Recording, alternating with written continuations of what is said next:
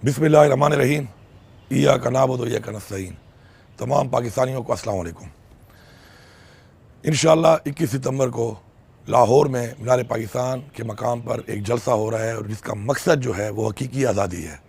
हमारे आबा और अजदाद ने अपनी जानी और माली कुर्बानियाँ दे के पाकिस्तान हासिल किया और आज वो वक्त आ गया है कि हम माफिया से, इन करप्ट टोलों से और इन मैंडेट चोरों से अपनी हकीकी आज़ादी लें और उसके लिए आप सब ने निकलना है। इमरान खान ने हमेशा कहा आपको कि आपने घबराना नहीं है।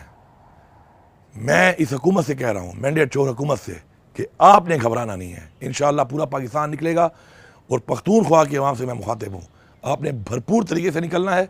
इंशाअल्लाह मैं आपको लीड करूँगा, फ्रंट से लीड करूँगा और इंशाअल्लाह 21 तारीख की सुबह पख्तूनख्वा से जो काफ़िले हैं इंशाअल्लाह वो पंजाब की तरफ रवान दवा होंगे और इंशाअल्लाह जाकर मीनार पाकिस्तान पे इंशाअल्लाह में जलसा करेंगे।